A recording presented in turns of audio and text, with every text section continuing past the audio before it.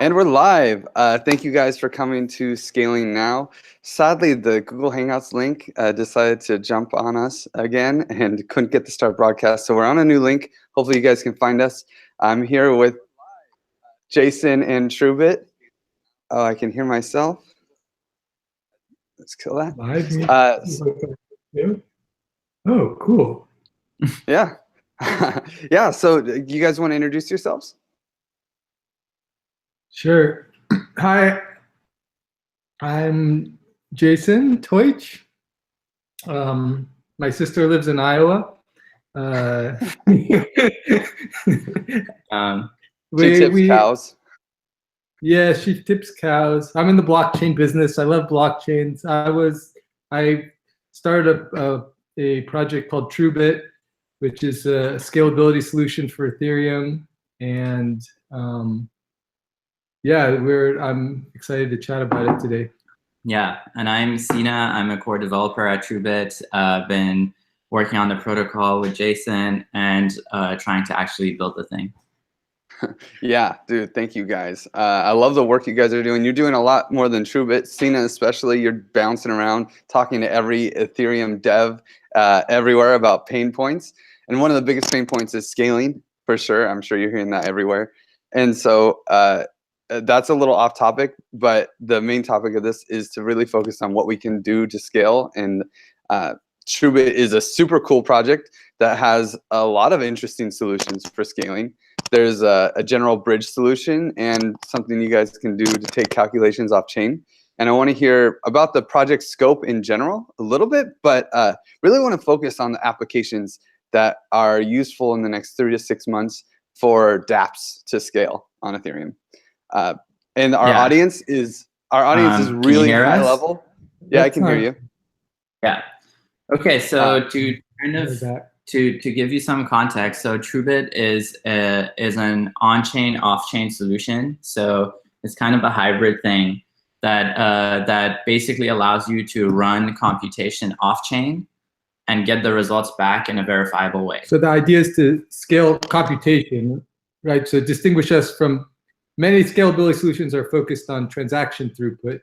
We are working on getting really, really big transaction. We're happy if we get one really big one.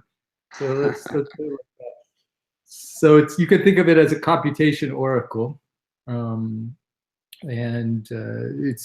it can fit on top of Ethereum without making any changes to the underlying machine, and it could probably run on other systems as well that have smart contracts. Yeah, so to get into the details of how a developer would actually interact with the protocol. So they're really like the Truebit will have one smart contract deployed on Ethereum. So it'll be a single address, and you as a developer or you as a smart contract have a piece of computation that you can't fit within the Ethereum block gas limit. In the case of the Doge Ethereum bridge that we just demoed a few days ago, that computation was calculating the script hash of some plain text values. Or, you know, it could be in the case of we're talking with Aragon about potentially helping build a scalable way to tally up votes. In that case, it would be you have a giant array of voters that you want to iterate over and, you know, using some function, calculate the results. And again, you can't fit that within the block gas limit. So how do you use it to do this is it would be the smart contract. And really it has like one function that you'd use. So the API is very simple. It'll be a function called create task, and you call it with the first argument would be the actual program that you want to run. So in the most generic case, this would be some bytecode, and specifically some WebAssembly bytecode that you can compile any C, C++, or Rust program into. Then the next inputs would be the next function arguments would be the inputs that you want to pass into this program. You know, so the array of voters, for instance, or the plain text in that script hash, and you include some reward. So this reward, so at this point, this task gets created inside of this contract with a reward attached to it for whoever solves it. And at this stage, there's a network of there's a Truebit network, and it's basically all these computers running the client locally on their computers that are configured to listen for events on this contract. they see a new task get created, they download it, run it locally, so completely outside of the network, and post the result back to the contract along with their own. So at this stage, you know, the contract, you have a solution and deposit from the solver. And I'll just kind of cut this short so we can get into if you have any questions. But basically the next stage of the protocol is that anyone who observed this happening can challenge that original solution. So they can be like, I also ran this thing locally, I got a different result, and I'm going to post my contradictory solution along with the deposit. So now the contract, you know, has two conflicting answers, and it starts playing what we call a verification game between the solver and the challenger. And the verification game involves like playing a binary search game starting from time 0 when you first started running this program in a blank state virtual machine to time, you know, 100 where the program ended and the solver and the challenger got conflicting results. And basically the original solver needs to defend their solution by providing a state root from the entire state of their virtual machine at the halfway mark, at the 75% mark, at, you know, basically the challenger forces them to narrow down the scope of the computation to the point where they agree, both the challenger and the solver agree on the state of the virtual machine at one step. So, you know, after 10,000 opcodes had been run, and then both of them run this single opcode, but then they disagree on the result. So then, like, the scope of the computation is narrowed to the point where that single opcode is run on chain, and you basically get all of Ethereum miners executing it, coming to consensus on the result, and whoever disagreed with that, be it the solver or the challenger, gets slashed.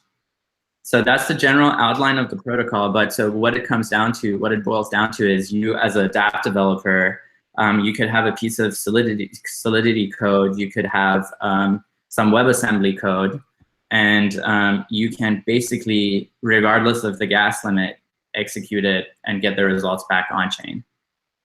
Which is really cool. I'm sure that'll help a lot of dApps. I'm interested in just to like kind of break that system down a little bit. Can you move it into like actors?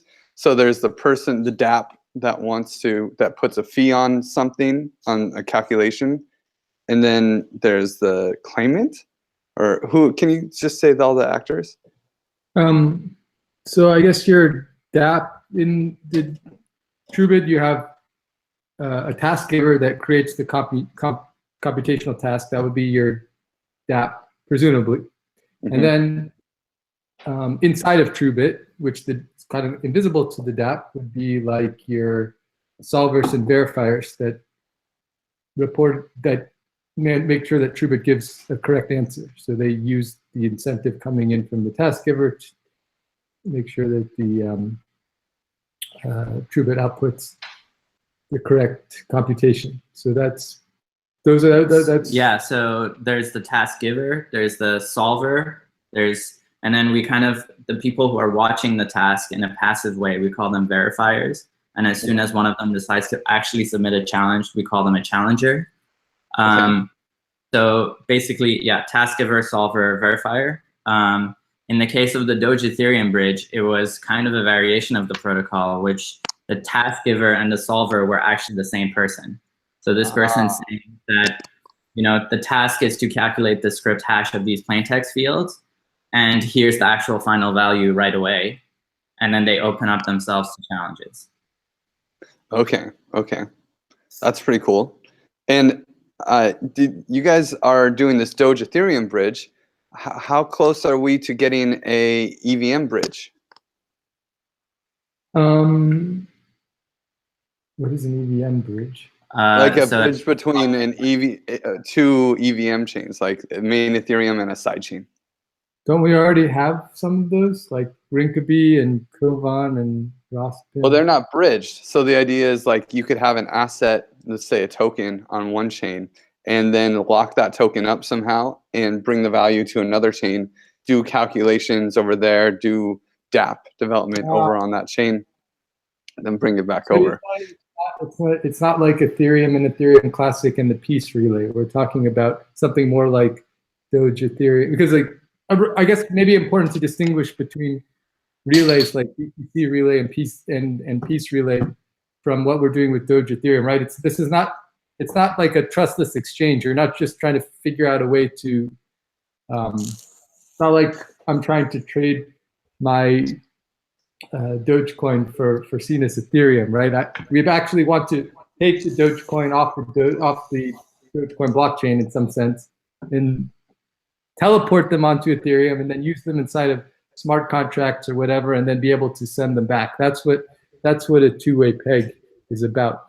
So it actually gets easier if you have smart contracts on both sides of the so yeah, it's easier as a relative question. But. So the first distinction Jason makes is atomic swap versus relays. So we're talking about relays in this case. So in some sense, connecting two EVM chains is you have way more flexibility because you have smart contracts on both ends. Whereas in the Doge Ethereum case, you just have UTXOs in the Doge side. But the thing that's interesting is like when you're connecting two chains, each one needs to have a way, or the main chain, I guess, or depending on how you term them, needs to have a way to actually like verify that a certain block header occurred on the legitimate chain in a trustless way, or in a way that's like non-interactive in a way. So in the case of the Doge Ethereum bridge, what we leverage there is that Dogecoin is a proof of work chain. So as long as anyone submits these block headers to the Doge Relay contract on the Ethereum side, and you're kind of tallying up the proof of work accumulated on each, you can over time pick out which the canonical chain is. And then once you have that, then after that point, it's like, someone submits a transaction on this side where they declare that they want to move their coins over to the other side. And the relay contract can check that this transaction actually occurred on the real network by checking the Merkle proof of it to one of these known block headers. So if the other EVM chain has like an objective way where you can, using some cryptography or proof of work, verify what the legitimate chain is, then you can very directly implement the same ideas. Otherwise, if it's a proof of authority chain, you need some kind of like a social consensus built on in this Ethereum relay contract. And and that's the thing, is you guys have this Doge relay contract. It seems like if you just switched it for one that was more customized for, you could do the same thing, right? You could have block headers come in from that other blockchain and have them be verified there. It actually simplifies things considerably because you no longer have to check the Dogecoin proof of work. I mean, you might have to check some like signatures from the authority chain, but generally it substantially simplifies the construction. So I mean, at the end of the day, you're trusting the authority. So if you see their signature on a certain block header, then you can trust that it actually happened on the EVM chain.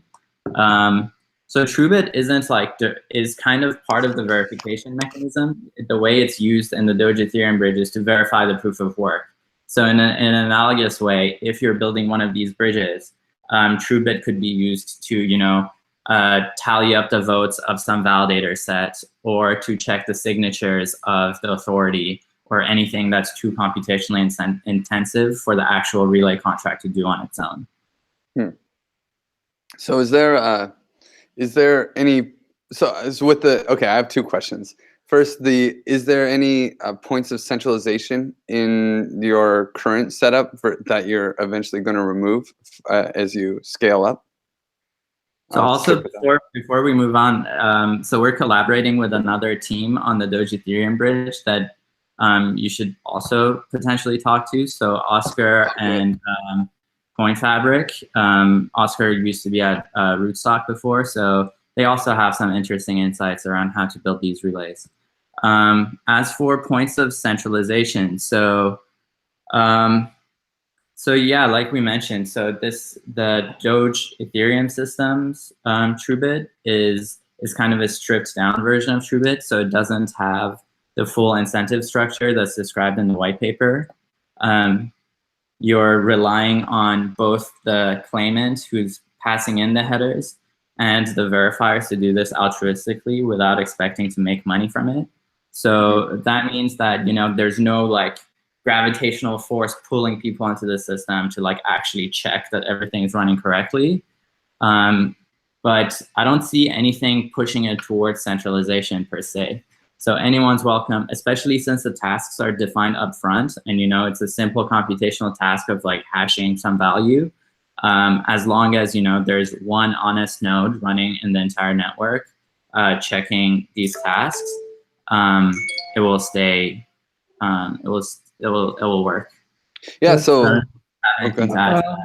well, yeah, I guess one thing I just emphasize that we're specifically talking about the case where you're moving Dogecoin onto ETH. We haven't talked about how to decentralize, move coins, how do you get them back home, right? So we didn't, the one way that was done, for example, RSK used what they call the federated peg, which means you have 5 guys who you really trust and they'll take care of it for you.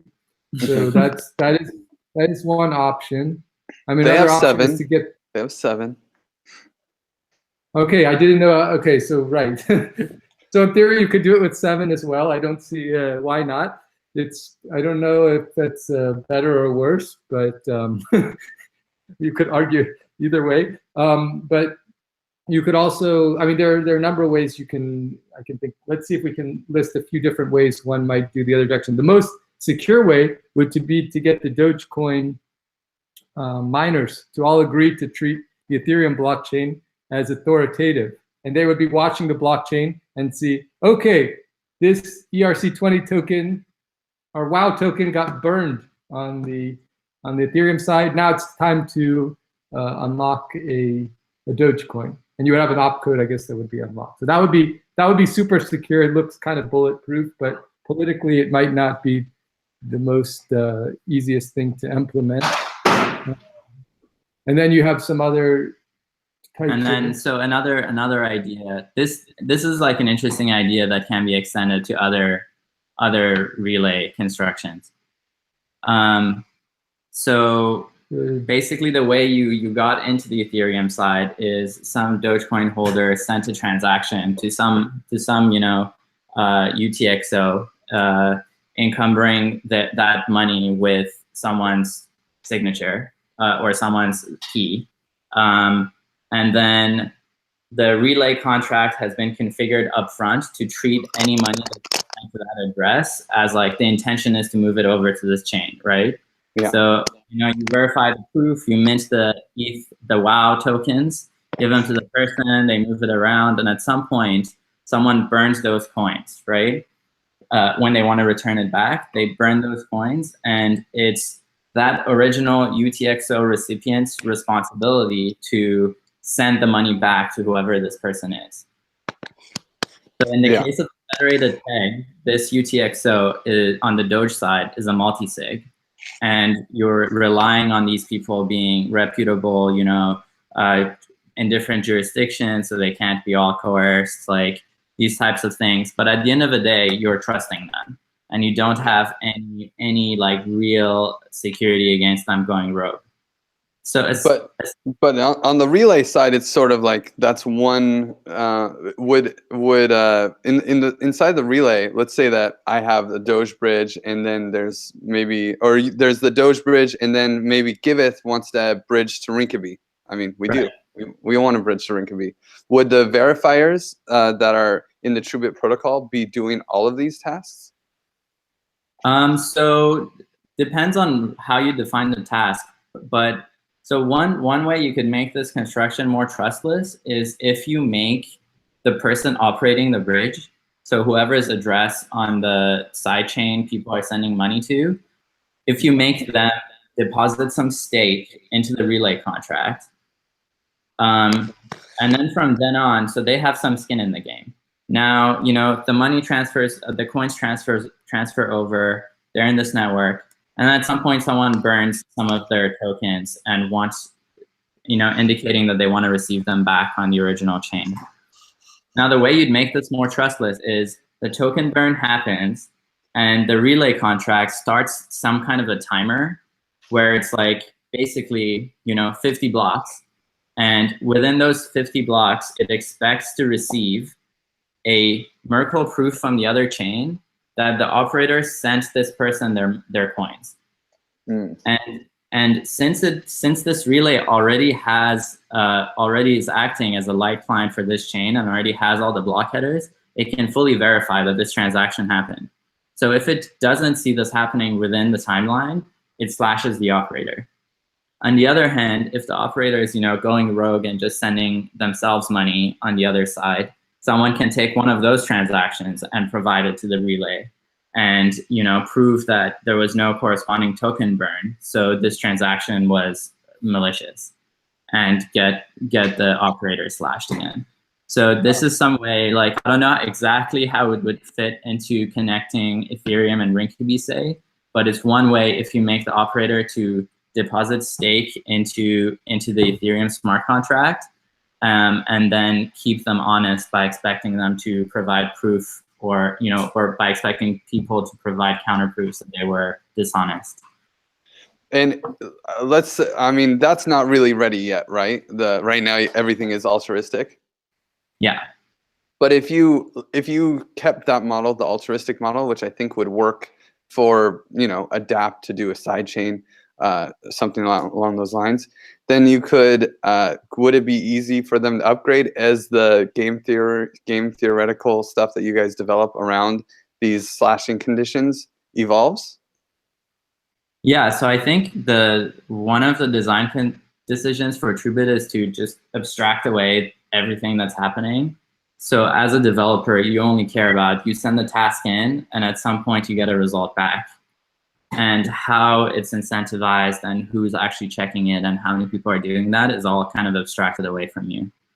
Well, that's cool. Now, my other question was, is the Truebit protocol almost like its own network, and different people that are using the protocol for different bridges or different calculations, would they all be using the same group of people, or would each kind of specialized calculation, like the Doge Ethereum bridge, maybe a Rinkeby Ethereum bridge, maybe off-chain voting, would those all have to have their own little networks of people?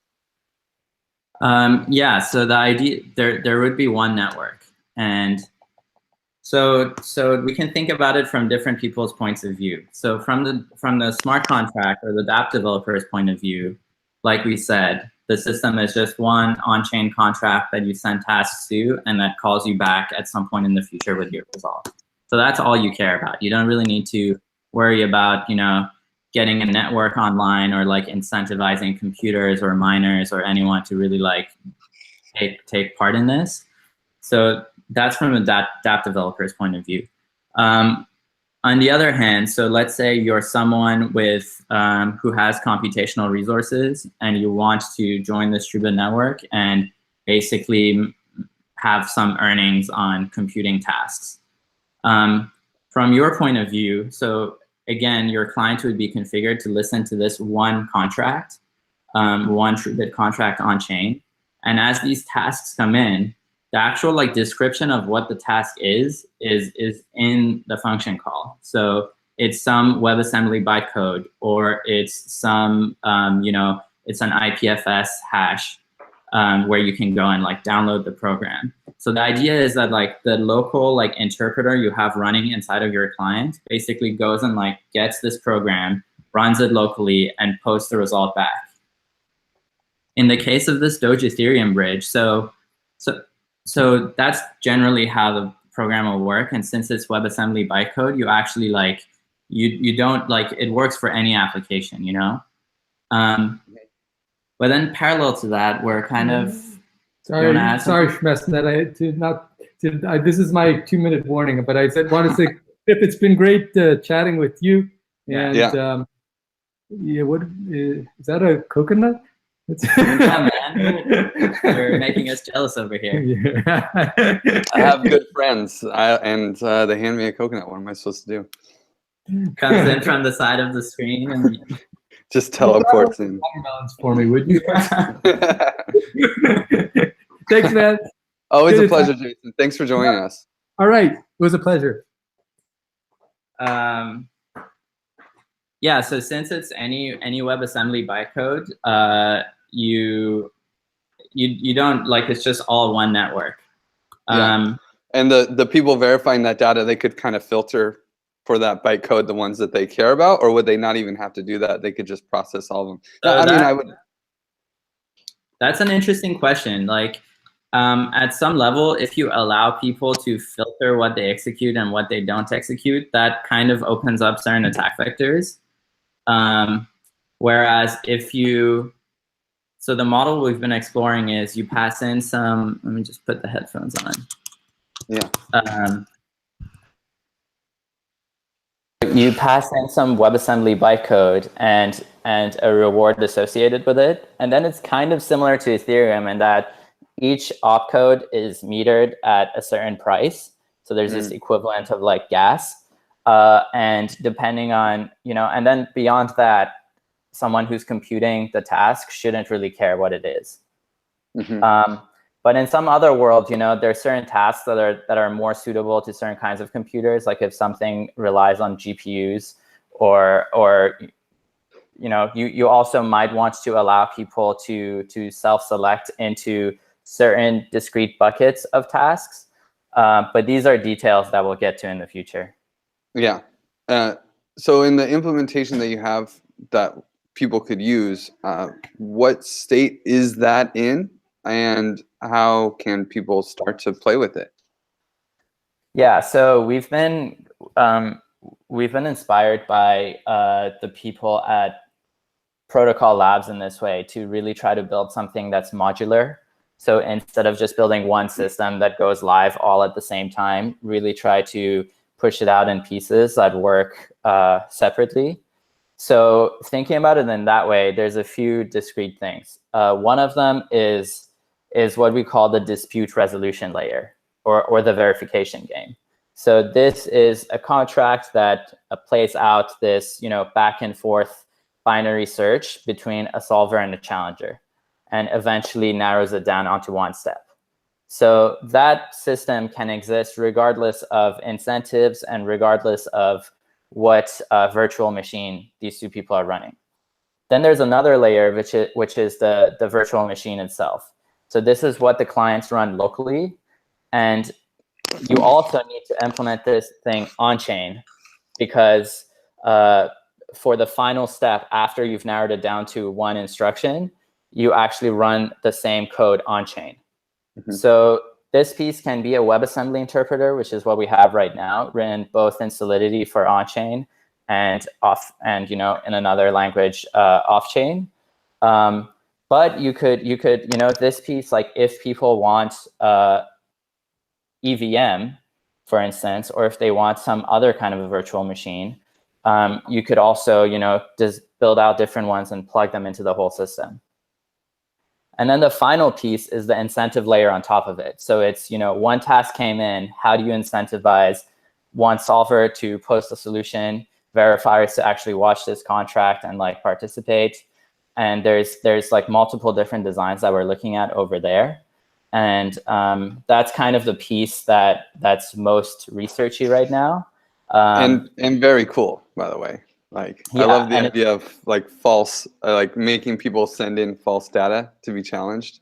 Yeah, so the Truebit protocol described in the white paper has this like sequential nature in which like once someone posts their original solution, and then others can kind of challenge, and then these challenge games play out one by one. But then we're exploring an alternative protocol, which is, if you think about it, both the solver and the challengers kind of did exactly the same thing. So they all downloaded the program, ran it locally, got some result, and posted it to the contract. So one idea is, what if you get all of these people to submit their solutions at the same time, and then the contract, dynamically sees if there's only one solution or if there's like clusters of different solutions, and then you could get these different people to play pairwise verification games with each other, like tournament style, and knock each other out. Oh, And cool. so you get better kind of timeliness guarantees that way. The whole thing resolves way faster. And if there's a 51% attack, for instance, that doesn't matter because there's people who are either right or they're wrong, right? Like if 90% of the network is all trying to lie, all it takes is just one honest node to make sure that the truth comes out. Yeah, totally. So like one way we've been describing Truebit is a computation oracle, but you're not relying on some outside party to be the judge of what's correct or not. Your final judge is the Ethereum network. So as long as you trust that Ethereum is running securely, you only need one honest participant.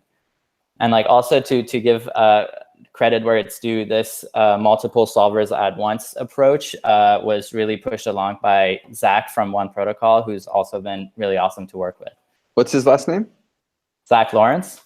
Zach Lawrence. I think I know Zach. He's a good guy. Yeah, he's awesome. Yeah, young guy, right? Blonde guy? Yeah. Yeah, he worked with Slockit, actually. He did. Yeah. Yeah, totally. Kind of funny. He was a genius for sure.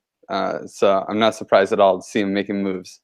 Well, that's cool. Let's say that, okay, so, hey, here I am, Giveth, right? I'm trying to bridge to Rinkeby. Do you think that I have a chance of using anything in Truebit in the next 3 to 6 months to help me do that? Because like right now, there's a lot of centralized bridged solutions where you have to have a multi-sig somewhere around. And I like that. I mean, it's fine. And I don't mind starting out with altruistic nodes because, hey, we're an altruistic platform. So that's relatively easy. But it would be really nice to have a centralized peg between the chains. What are the odds of that happening for us? So yeah, I think Truebit can play a part in doing any kind of verification that needs to happen in that bridge. So if you need to verify another chain's proof of work, or if you need to tally up some votes amongst validators or verify signatures. So it's like that's what we would probably do, is verify the signatures, or at least from what your description is. I would say, hey, we want to verify that, like you said, the multi-sig that is receiving, it's like a multi-sig, the contract that's receiving Ether, because what we're going to do is we're going to have Ether be sent to an address, and that goes to a multi-sig, and then that multi-sig will only send Ether out if stuff on this other chain happens the way it's supposed to happen. And that can be done by a contract on that chain. And so being able to have this like extra verification layer that's kind of like a third-party certification that, yeah, this bridge is honest, would be really valuable. And honestly, I feel like it would be pretty valuable for a lot of projects that are looking at side chains. Yeah.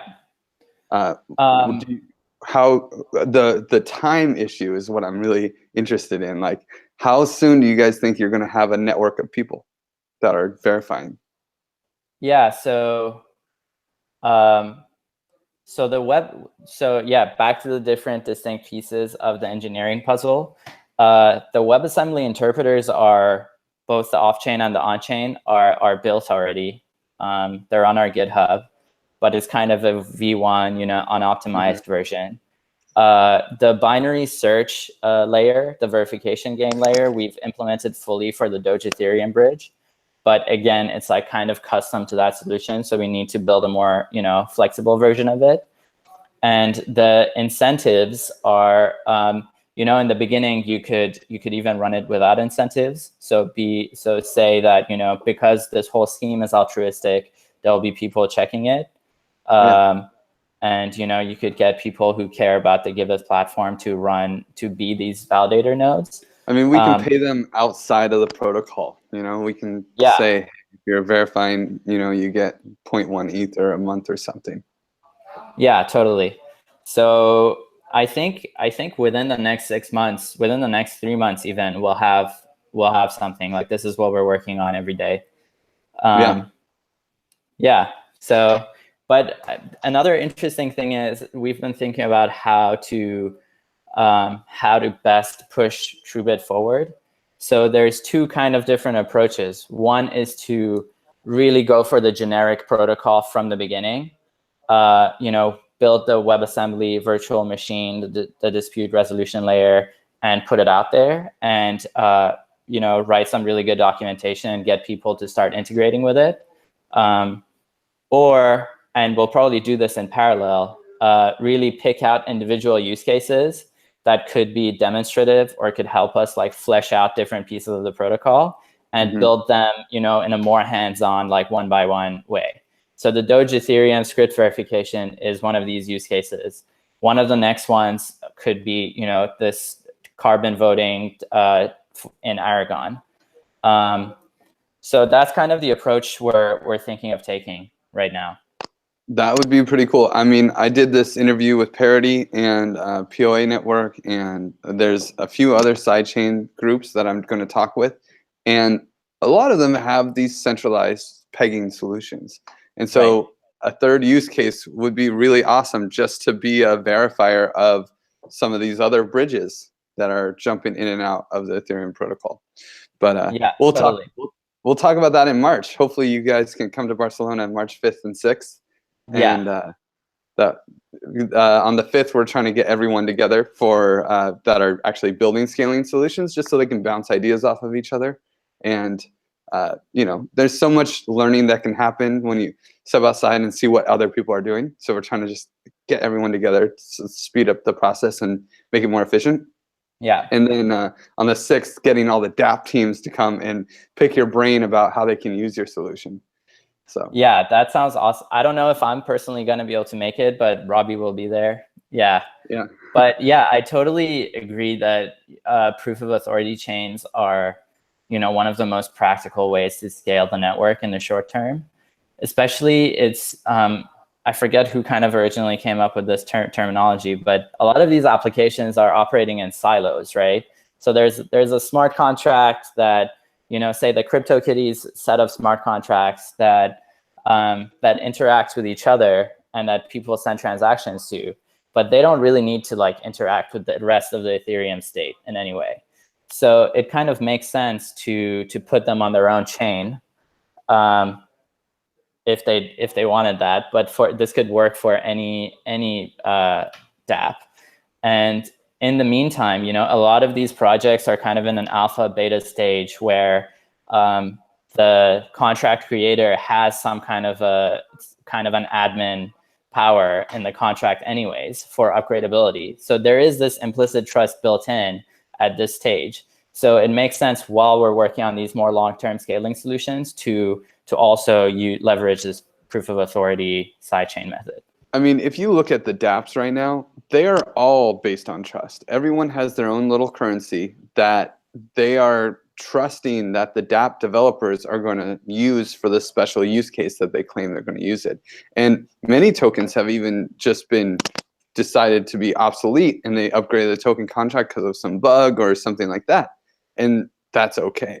And so I think for the long-term goal is decentralization, and to move towards that it's safely, it's probably better to start out with these centralizing security features that require trust. I mean, that was what we learned with the DAO, or at least what I learned with the DAO, is that, hey, maybe the tech's not ready to go full on decentral yet, you know?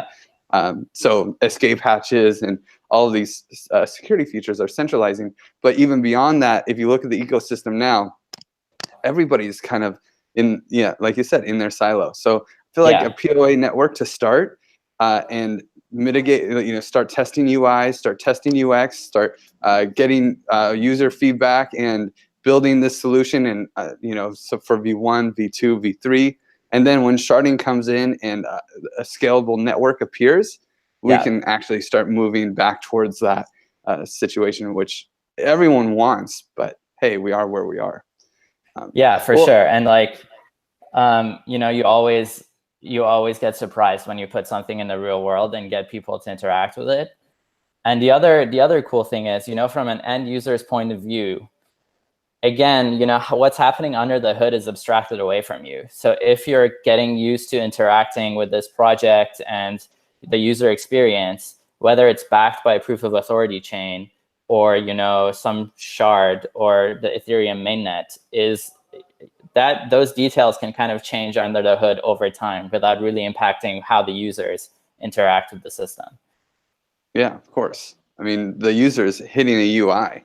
What's happening behind the scenes? Like, do they even we'll care? Get there one day. Yeah, I mean, I don't think that they care so much, honestly. Like, we care. We want it to be, kick ass. We want it to be, built off of these solid principles, and in the end, that quality will shine through, and at least I believe it'll push through. But the user just wants it simple, fast, and cheap. So we got to start. I mean, that's why we're having these conversations, because it's not simple, fast, or cheap right now on the Ethereum network. So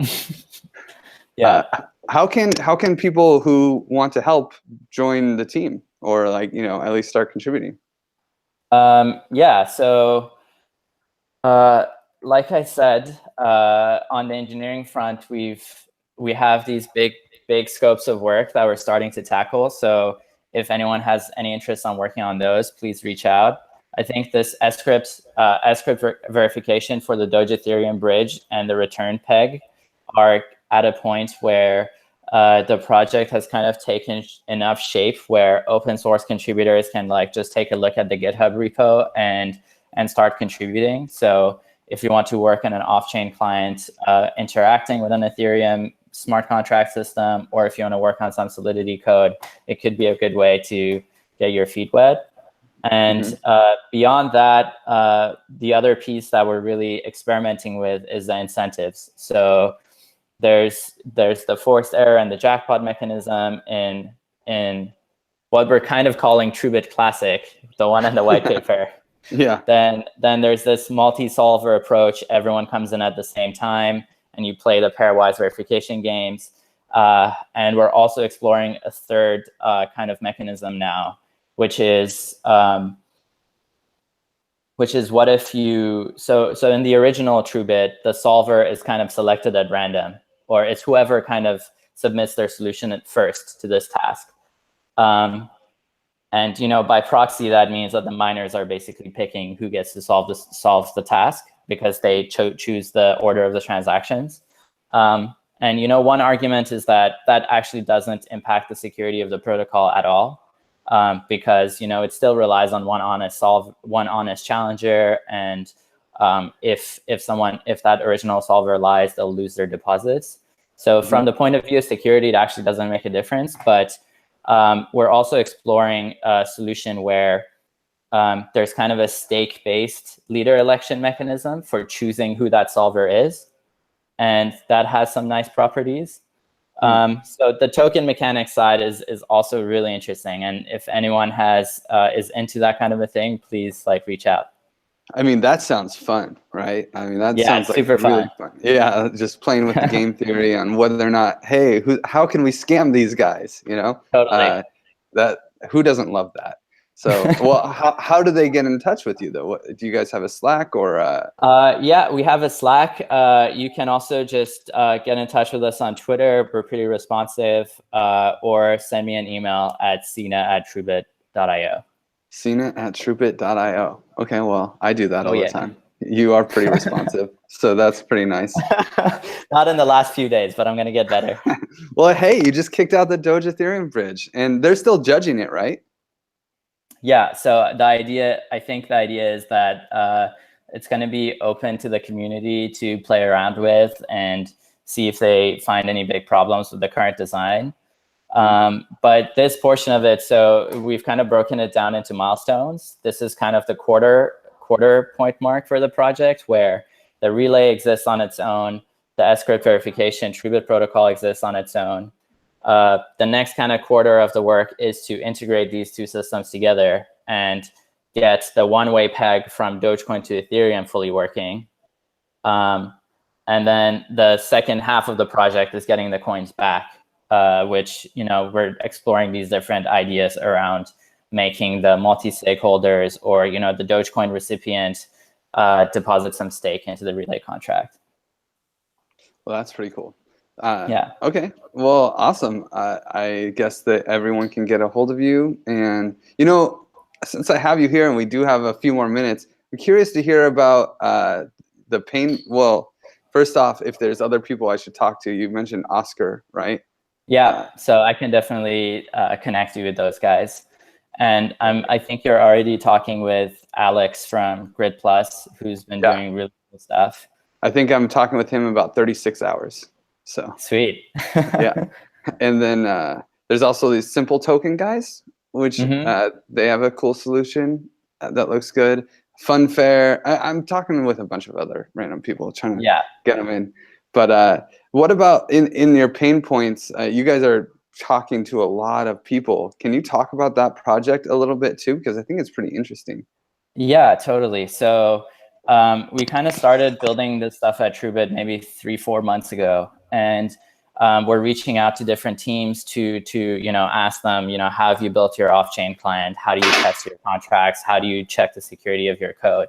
And we realized that a lot, people are solving the same problems internally. And, they have full deployment suites and CI pipelines that they're maintaining and that they've custom built themselves. There's just a lot of learnings that are kind of siloed away. And at the same time, there's a lot of kind of small problems here and there. For instance, one that keeps coming up is how do you debug a Solidity smart contract? There's really no good way of doing it other than, commenting out a piece of code, recompiling your contracts, redeploying them to test RPC or something, and running the code again.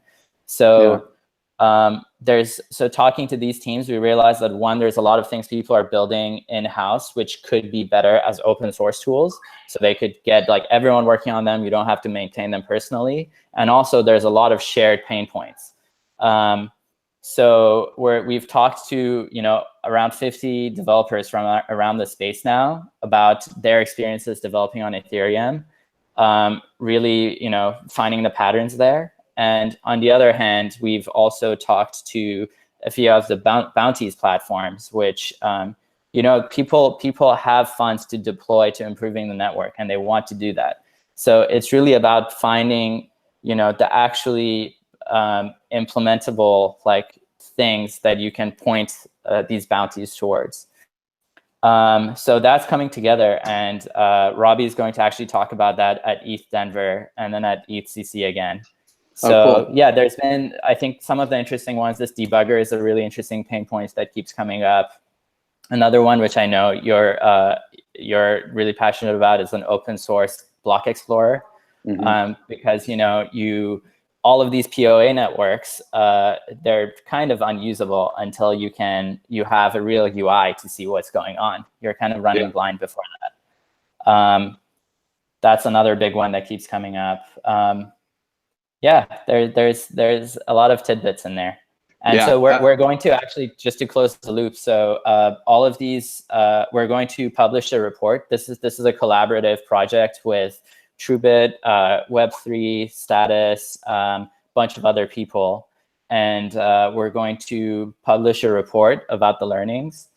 Also, after checking in with all the people we talked to, potentially open source some of the transcripts from the interviews, just so people can actually see how this process works, and then fund bounties around them. So it's going to be pretty cool. Yeah, I'm excited for Giveth to integrate into it once we can get our relay chain going, So yeah. But yeah, this was a great interview. Thank you so much, man, for all the downloads of Truebit. It's really educational for me, and hopefully for people who watch this later. And if people want to get a hold of you, it's Sina@truebit.io, right? Yeah, or SinaHab on Twitter as well. Okay, SinaHab on Twitter. Awesome, dude. Thanks. Always a pleasure, dude. Thanks, man. Take care. Yeah.